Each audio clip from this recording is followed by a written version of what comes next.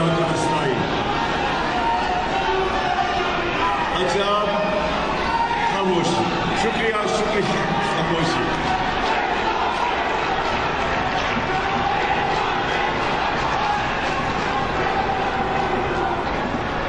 शुक्रिया शुक्रिया. बस बस बस.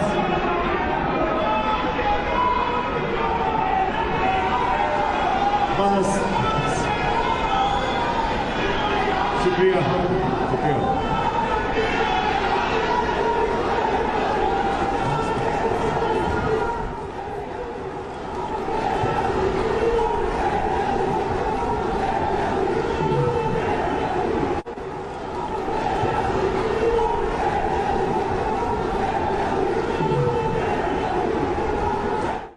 مناظر آپ دیکھ رہے ہیں لاہور سے، جہاں پر chairman Tehreek Insaf Imran Khan workers convention سے اب سے کچھ دیر بعد خطاب کریں گے، اور بڑی تعداد میں کارکنان اس وقت ایوان اقبال میں موجود ہیں. اور جب سابق وزیر اعظم عمران خان لاہور پہنچے تو قائم مقام وزیر اعلیٰ پنجاب سردار عثمان بزدار کی جانب سے ان کا استقبال کیا گیا. ایک خاموشی خاموشی خاموشی. اچھا جی، میں آج آپ کے پاس خاص آیا ہوں آپ کی تیاری کروانے کے لیے. اس لیے بس اب آپ نے میری بات سننی ہے، کیونکہ یہ ضروری ہے کہ آپ کو آنے والے دنوں کا میں لائحہ دوں. پاکستان کے لیے یہ ایک فیصلہ کن وقت ہے، اور میرے آج جو کارکن لاہور کے جو میرے کارکن ہیں، آپ کا بہت اہم رول آنے والے دنوں میں ہے. اس لیے ضروری ہے کہ آپ میری آج بات سنیں. سب سے پہلے میں آپ کو مینار پاکستان کے جلسے کی مبارک دیتا ہوں.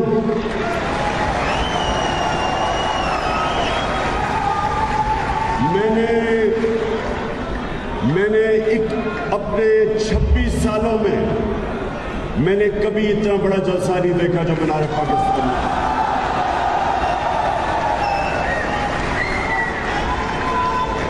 دوسری بات،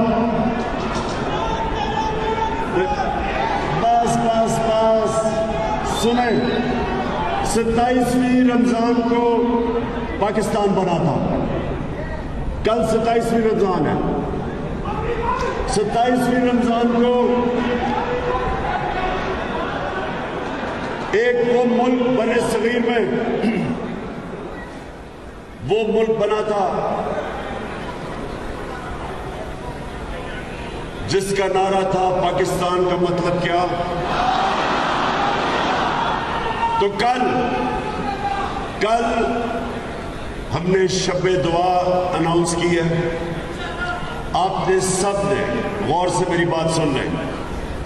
آپ نے اپنے محلوں گلیوں میں ساری جگہ جانا ہے، اور لوگوں کو شام کو 10 بجے میں دعا کروں گا. میرے ساتھ ہوں گے مولانا طارق جمیل. ہم اپنے ملک کے لیے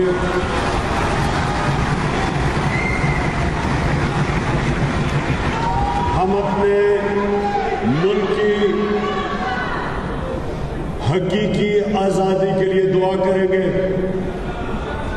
آزادی ملی تھی 75 سال پہلے، اور حقیقی آزادی کی تحریک کی کامیابی کی دعا مولانا طارق جمیل کے ساتھ ہم کریں گے. کل سارے پاکستان کے اندر ہر علاقوں میں، ہر ضلع میں اپنی تنظیموں کو کہہ چکا ہوں کہ وہ سارے ٹیلی ویژن سکرینز کے ذریعے اس دعا کو 10 بجے آپ سنیں گے بھی. اور میں چاہتا ہوں سب ہم سارے پاکستان میں، اور چاہے وہ تحریک انصاف کے لوگ ہیں یا نہیں ہیں، میں پاکستانیوں کو کہہ رہا ہوں، ہم سب دعا کریں گے اپنے ملک کی حقیقی آزادی کے لیے.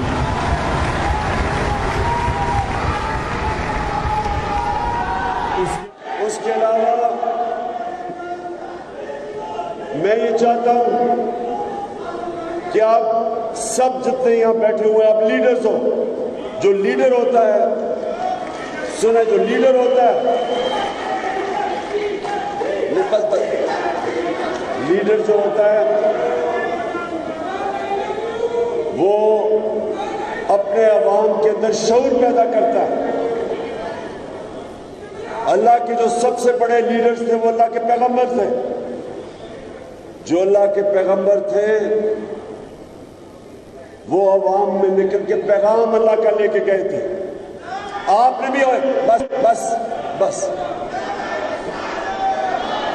آپ نے لوگوں کے پاس میرا پیغام لے کے جانا ہے. اور پھر سے میں کہہ رہا ہوں, گلیوں میں, محلوں میں آپ نے لوگوں سے تبلیغ کرنی ہے. اور وہ پیغام کیا کہ لا الہ الا اللہ کا مطلب کہ اللہ کے سوا انسان کسی کے سامنے نہیں جھکتا. لا الہ الا اللہ انسان کو آزاد کر دیتا ہے. لا الہ الا اللہ کا مطلب اقبال کا انسان شاہین بن جاتا ہے, وہ اوپر چلا جاتا ہے. جو غلام ہوتے ہیں وہ زمین پہ رینگتے ہیں. جب آپ لوگوں کے پاس جائیں گے, لوگوں کو آپ نے بتانا ہے کہ ایک ملک کے اوپر سازش کے تحت ایک امپورٹڈ حکومت مسلط کی گئی ہے, جس کا مطلب, جس کا مقصد صرف ایک ہے کہ ہمیں امریکہ فتح کیے بغیر ہمارے اوپر ہمیں کنٹرول کرے گا انسٹیٹیوشنز کے ذریعے, یہ بوٹ پالشر کے ذریعے, یہ چیری بلاسم کے ذریعے. یہ لوگ یہ کنٹرول کیوں ہوں گے؟ کیونکہ ان کا پیسہ, ان کی جائیداد, بڑے بڑے محلات ان کے ملک سے باہر ہیں. اور یہ اس کی وجہ سے یہ اپنی چوری کے پیسے کو بچانے کے لیے یہ سارے ملک کو غلام بنا دیں گے. فیصلے ہمارے ملک کی بہتری کے لیے نہیں کریں گے, اپنے ملک کو قربان کریں گے کسی اور ملک کے فارن پالیسی, ان کے مفادات کے لیے. ہم نے جو امریکہ کی جنگ کے اندر شرکت کی تھی, ہمارا جو تب سربراہ تھا ایک ٹیلی فون کال کے اوپر گھٹنے ٹیک گیا. 80,000 پاکستانی مارے گئے اس جنگ میں. ہمارے ملک کو جو مشکلات کا سامنا کرنا پڑا صرف اس وجہ سے کہ جو ہمارا ملک کا سربراہ تھا اس نے اپنے ملک کی مفادات کے لیے فیصلے نہیں کیے, اپنے ملک کو قربان کیا کسی اور ملک کی فارن پالیسی کے لیے, فائدے کے لیے. اس لیے آج جو یہ سازش ہوئی, جو سازش ہوئی, یہ سازش صرف اس لیے ہوئی پاکستان پہ کہ آپ کا جو پرائم منسٹر تھا اس نے کہا میں وہ فارن پالیسی بناؤں گا جس کا صرف مقصد ہوگا میرے ملک کی لوگوں کی مفادات کے لیے, میرے لوگوں کے فائدے کے لیے. میں اپنے لوگوں کو کسی اور ملک کے لیے قربان نہیں کروں گا. اس لیے سازش ہوئی. اور سنیں, ایک منٹ سنو, ایک منٹ دیکھو, سنو. اگر آپ مجھے تقریر نہیں کرنے دیں گے اور نعرے مارتے رہیں گے تو آپ پیغام کیسے لے کے جائیں گے لوگوں کے پاس؟ اب آپ نے غور سے سننا جو میں نے آپ کو پیغام دینا ہے, کیونکہ میں چاہتا ہوں کہ کم از کم 20 لاکھ لوگ اسلام آباد میں پہنچے جب میں کال دوں گا.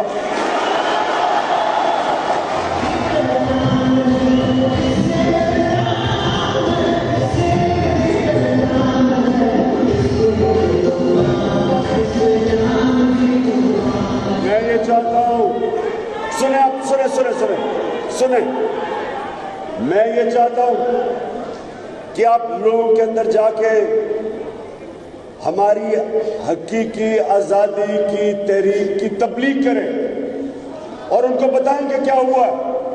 और वो आप अगर समझेंगे नहीं तो आप कैसे बताएंगे? तो हुआ क्या?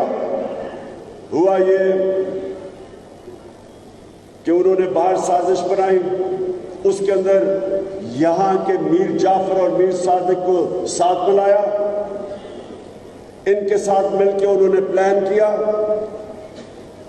साथ प्राइम मिनिस्टर आया था, उसका नाम मुसद्दक था, उसने भी फैसला किया कि ईरान का जो तेल है उसका फायदा ईरान के लोगों को होना चाहिए, अमेरिकी और बरतानिया की कंपनीज को नहीं होना चाहिए। उन्होंने उसको हटाने का, जिसको रजीम चेंज कहते हैं, प्लान बनाया। और वो क्या प्लान था? सबसे पहले मीडिया को पैसा खिलाया। ये अब CIA के पेपर्स डिक्लासिफाई हुए, ये सबको पता है। आप ये अब गूगल भी करें तो पढ़ सकते हैं उसके ऊपर। उन्होंने CIA ने प्लान बनाया बरतानिया की एजेंसी के साथ, और वो प्लान क्या था?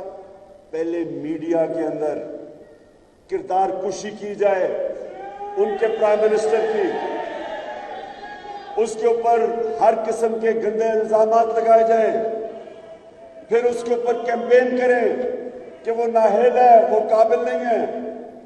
फिर उसकी जो मुसद्दक की अपनी पार्टी के लोग थे, जो पार्लियामेंटेरियंस, उनको रिश्वत दी, उनको तोड़ने की कोशिश की, लोटा बनाने की कोशिश की। फिर जो अपोजिशन पार्टीज थी उनको पैसा देके उनको सड़कों पे निकाला, लॉन्ग मार्च, इस तरह की चीजें करवाई। और फिर पूरी साजिश जब हो गई, फिर मुदाखलत हुई। तो यहां भी पहले साजिश हुई, पहले इन्होंने मीडिया के ऊपर पैसा चलाया। आपको पता होगा सारे मीडिया में कैंपेन चल रही है जी, इससे नाअहल हुकूमत नहीं है। ये हुकूमत की जो परफॉर्मेंस है, मेरे कारकुनों, आप जब लोगों के अंदर जाएंगे उनको बताएं कि ये पिछले जिस तरह का ये हमें मुल्क मिला था, जिसका दिवालिया निकाला हुआ था, जिसका सबसे बड़ा खसारा था, बैरूनी मुल्क का खसारा, जिसकी वजह से IMF के पास जाना पड़ा, $20 अरब था। हमें बैंकरप्ट मुल्क छोड़ के गए, उसको संभाला, ऊपर से कोरोना आ गई। दुनिया तारीफ करती है कि वो 3 मुल्क थे जिन्होंने सबसे बेहतरीन तरीके से कोरोना का मुकाबला किया, वो पाकिस्तान था। उसमें से निकाला, और तीसरे साल में 5.6% हमारी मुल्क की ग्रोथ रेट हुई, यानी दौलत में इजाफा हुआ। और जो खसारा था, जो हमें ये तारीखी खसारा छोड़ के गए थे, 11 साल में पाकिस्तान का सबसे खसारा, सबसे कम खसारा हमारे तीसरे साल में था। 11 सालों में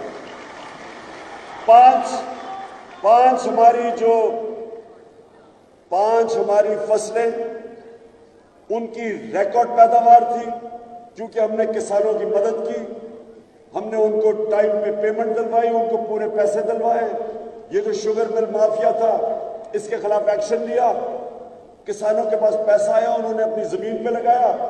5 बड़ी जो हमारी फसलें थी, उनकी रिकॉर्ड पैदावार हुई, रिकॉर्ड पैसा गया किसानों के पास। इंडस्ट्री हमारी मार्च में 8.6% पे बढ़ी। इसका मतलब नौकरियां मिली, खुशहाली आई। वर्ल्ड बैंक की सर्वे है कि बर्रे सगीर में जिस मुल्क में सबसे कम बेरोजगारी थी वो पाकिस्तान था। फिर उसके बावजूद मीडिया पे पूरी कैंपेन चलाई गई कि हुकूमत फेल हो गई, हुकूमत नाअहल है। इसके बावजूद कि वही IMF कह रहा है कि पाकिस्तान सस्टेनेबल ग्रोथ पर निकल गया, वर्ल्ड बैंक तारीफें कर रहा है, या हमारी ऑपोजिशन कहती फेल हो गई। तो पूरी प्रोपेगेंडा कैंपेन चलाई गई। फिर ہمارے ان لوگوں سے ملا. امریکن ایمبیسی کن سے مل رہی تھی؟ ہمارے ان لوگوں سے جو بعد میں لوٹا ہوئے, ان سے میٹنگ شروع کر دی انہوں نے.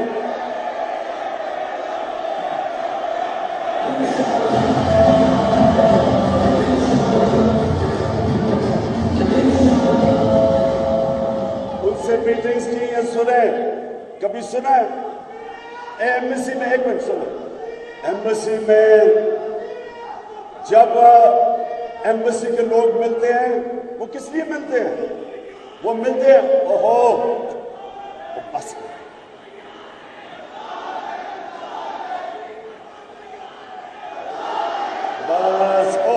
بس بس. اچھا, کنٹرول کرو اس کو. اچھا, اب سنیں, ایمبیسی کس طرح کے لوگوں کو ملتی ہے؟ وہ ملتی ہے فورن پالیسی کی بات کرنے کے لیے. وہ ہمارے ان لوگوں کو مل رہی ہے جن کو فورن پالیسی کا کیا پتا تھا, لیکن ان کو پتا تھا کہ وہ تھوڑے پارٹی سے خوش نہیں ہیں, بیک بینچرز ہیں. ان کو ملنا شروع کر دیا. اپوزیشن لیڈر سے ملاقاتیں بڑھ گئی ان کی. اور پھر ایک امریکہ انڈر سیکرٹری آف اسٹیٹ جس کا نام ڈونلڈ لو تھا, وہ ہمارے ایمبیسڈر کو ملتا ہے واشنگٹن میں 7 مارچ کو ملتا ہے. اور اس کو کیا کہتا ہے؟ یہ ذرا چپ کر کے سنیں, کیونکہ آپ نے لوگوں کو بتانا ہے جب آپ لوگوں کے اندر جائیں گے. وہ کہتا ہے ہمارے ایمبیسڈر کو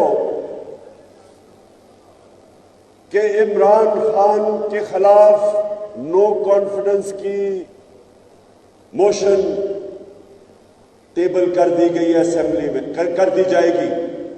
ابھی کی نہیں تھی. اس کو واشنگٹن میں پہلے پتا تھا کہ نو کانفیڈنس ٹیبل کی جا رہی ہے.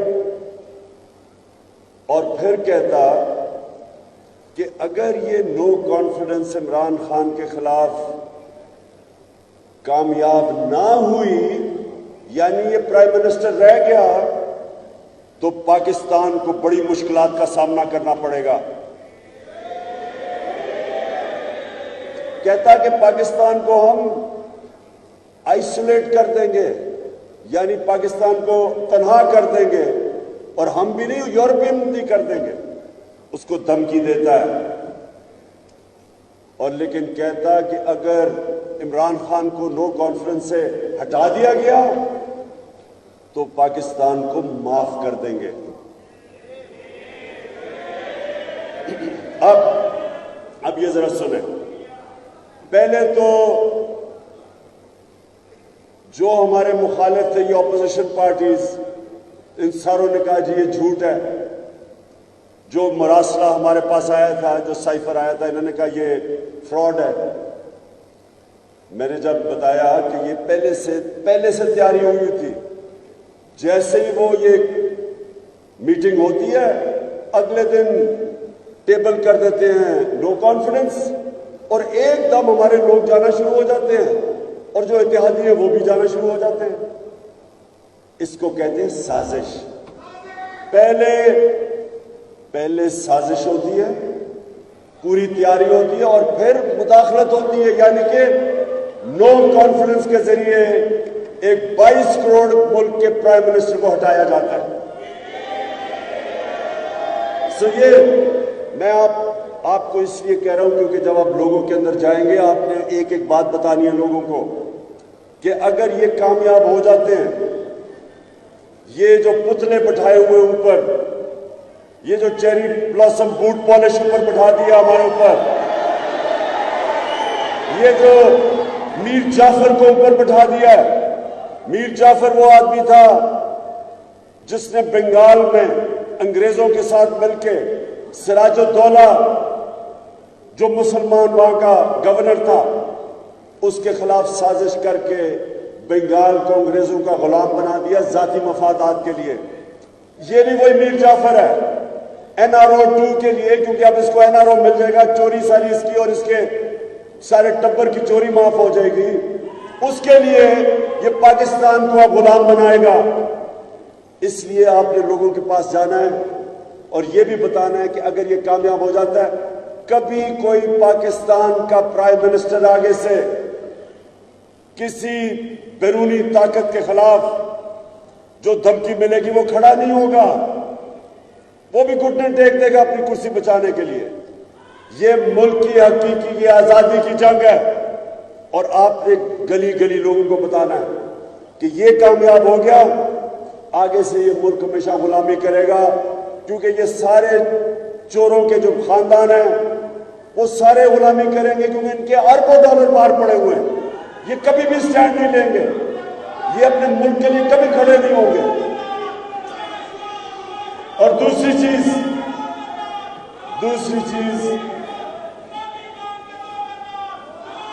ہم اب دوسری چیز دوسری چیز یہ جو آپ نے بتانی ہے لوگوں کو کہ یہ وہ دو خاندان ہیں جن کے ساتھ ڈیزل بھی ملا ہوا ہے.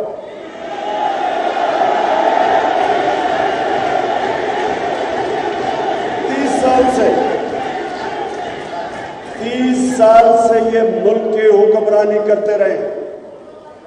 ان کے اوپر جو کرپشن کے کیسز ہیں ان کے دور کے بنے ہوئے ہیں. ان کو پہلے جنرل مشرف نے امریکہ کے پریشر میں NRO دیا. امریکن جو انڈر سیکرٹری تھی, secretary of state Condoleezza rice, وہ اپنی کتاب میں لکھتی ہے کہ میں نے مشرف اور بے نظیر کے بیچ میں سمجھوتا کروایا. انہوں نے NRO دلوایا تھا. اس NRO کی وجہ سے جو لوٹ مار ہوئی ان کے 10 سالوں میں 8 سے 18 تک 4 گنا پاکستان کا قرضہ بڑھا. اس ملک کا قرضہ جو مشرف کے دور میں کتنا تھا اور ان کے دور میں کتنا تھا. مشرف کے دور میں بیرونی قرضہ یہ 2 یا 3 ارب ڈالر بڑھا.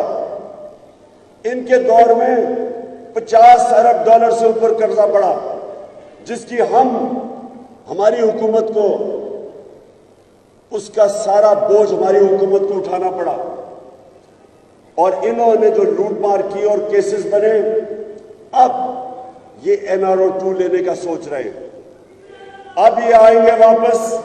پہلی چیز, شہباز شریف کے اوپر FIA کے 16 ارب روپے کے قرضے ہیں. کرپشن کا کیس ہے 16 ارب کا, جو نوکروں کے نام پہ انہوں نے 1600 کروڑ روپیہ نوکروں کے نام پہ لیا.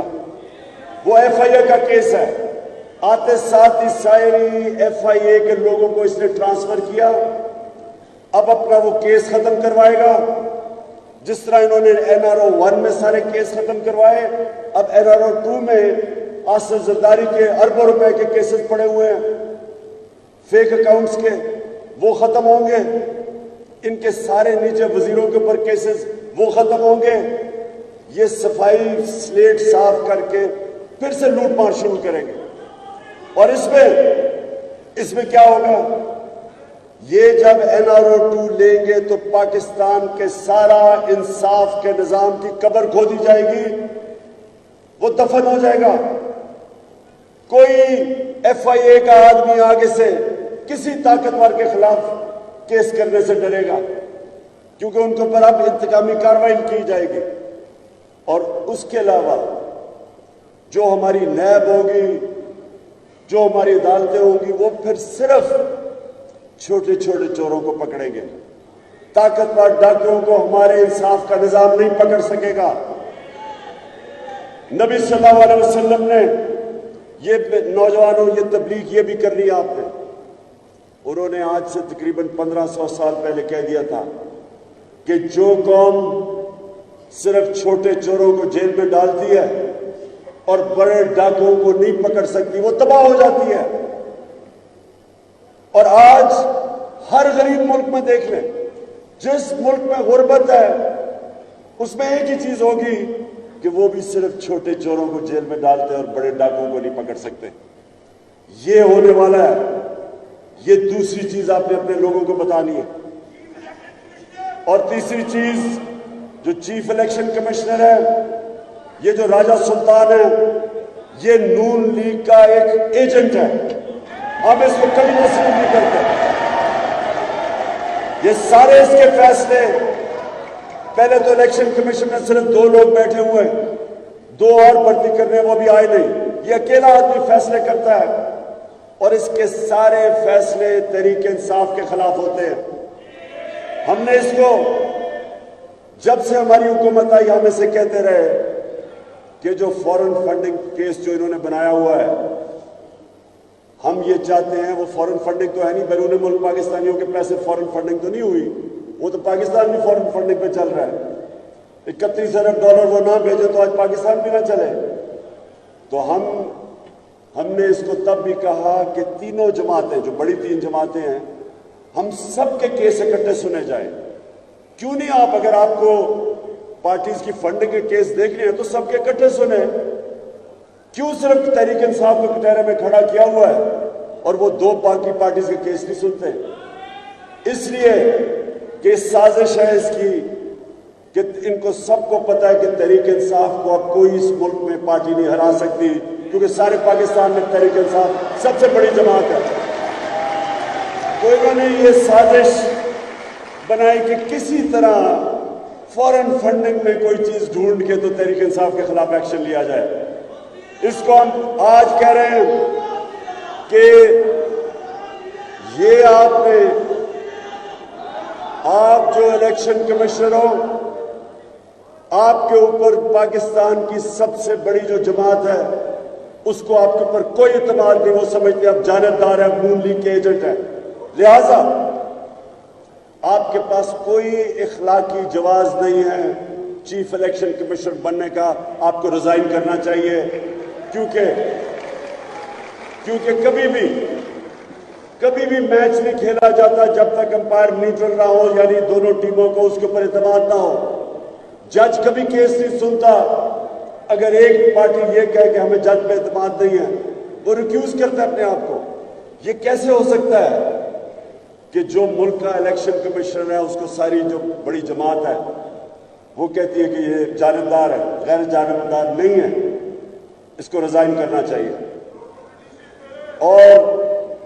اور سب سے بڑی بات یہ کہ کیا وجہ ہے کہ جو سازش کا حصہ انجانے میں بنے، یہ جو لوگوں نے جو لوٹے بنے، پیسے لے کے اپنے ضمیر بیچے، شاید ان کو نہیں پتا تھا۔ ہم نے حالانکہ پارلیمنٹ میں ان کو دعوت دی کہ پارلیمنٹ کی سیکیورٹی کمیٹی میں آئے، ہم آپ کو یہ مراسلہ دکھاتے ہیں۔ وہ ہم نے آج سپریم کورٹ کے چیف جسٹس کو بھی بھیجا ہے، پریزیڈنٹ کے پاس بھی ہے۔ سب کو پتا ہونا چاہیے کہ اب تو نیشنل سیکیورٹی کاؤنسل کی جو شہباز شریف نے میٹنگ کی اس میں بھی ان کو تسلیم کرنا پڑا کہ یہ مراسلہ جینوئن ہے، یہ فیک نہیں ہے۔ تو ہو سکتا تھا کہ ان لوگوں کو پتا نہ ہو، شہباز شریف کو اور آصف زرداری کو، نواز شریف اس نے تو سب سے زیادہ سازش پہ اس نے لندن میں بیٹھ کے کی تھی، اور فضل الرحمان کو، ان سب کو پتا تھا کہ یہ مراسلہ اصل میں امریکہ کے سازش کے حصے تھے۔ یہ تینوں 3 اسٹوجز سازش کا حصہ تھے، لیکن ہو سکتا ہے کہ یہ جو لوٹے تھے ان کو نہ پتا ہو۔ لیکن میں یہ آج کہتا ہوں، میں پاکستان کی عدالتوں سے بھی پوچھتا ہوں اور میں الیکشن کمیشن سے بھی پوچھتا ہوں کہ کیا ہے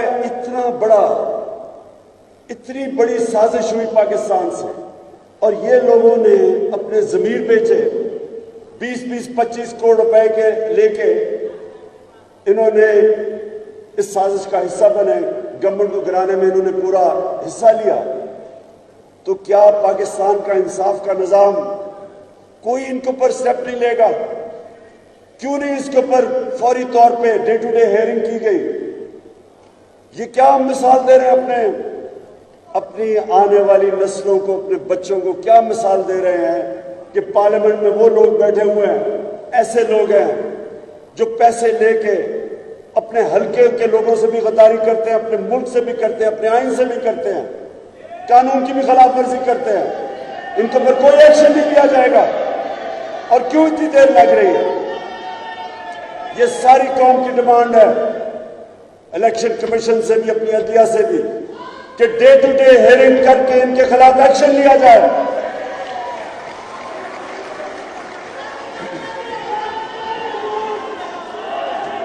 اور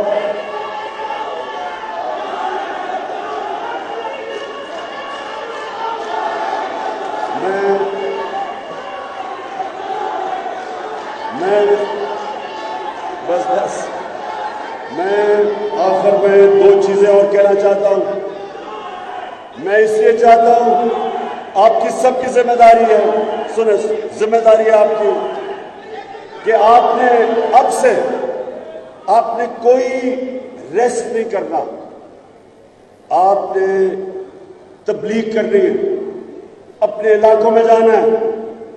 پھر سے میں کہتا ہوں, لوگوں کو آپ نے بیدار کرنا ہے, شعور دینا ہے کہ پاکستان اس فیصلہ کن وقت پہ کھڑا ہے. سب نے اس تحریک میں شرکت کرنی ہے. یہ شرکت ہے پاکستان کے مستقبل کی. اور میں آپ سب کو آج یہ کہنا چاہتا ہوں کہ آپ کے لیے کوئی ریسٹ نہیں ہے. عید والے دن بھی, عید بھی ملے.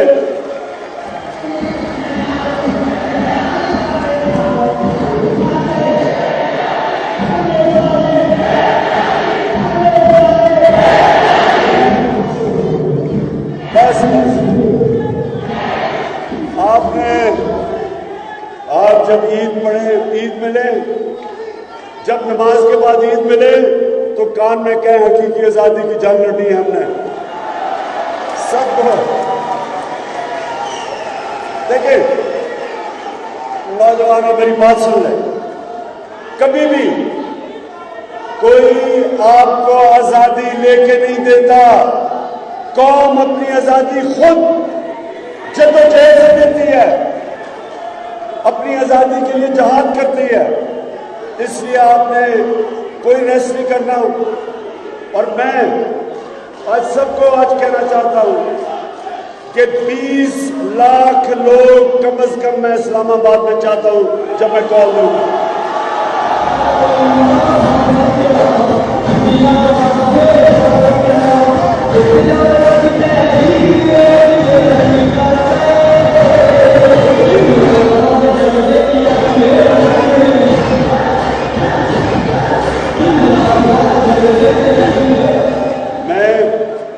انشاءاللہ ہر شہر جاؤں گا, پاکستان ہر شہر میں جاؤں گا, اپنے لوگوں کو تیار کروں گا اسلام آباد کے لیے.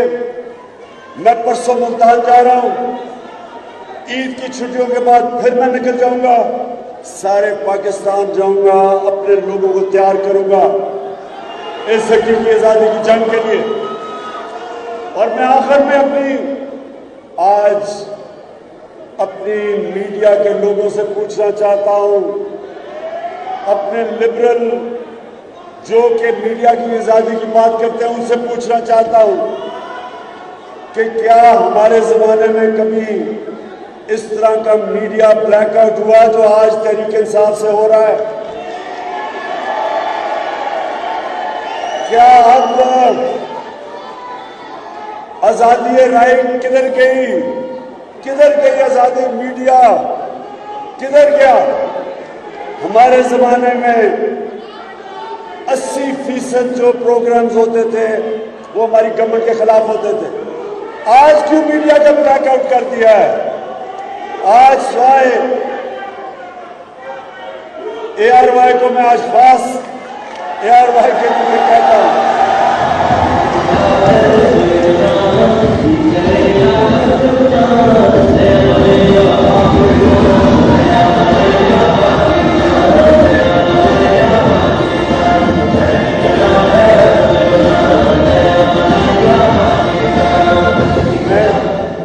میں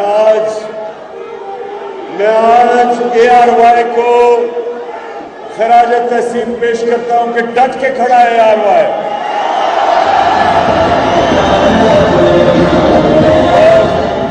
باقی بھی میں 3 چینلز پھر ان کو بھی عوام کے اندر ان کو بھی خراج تحسین پیش کروں گا 3 اور چینلز کو.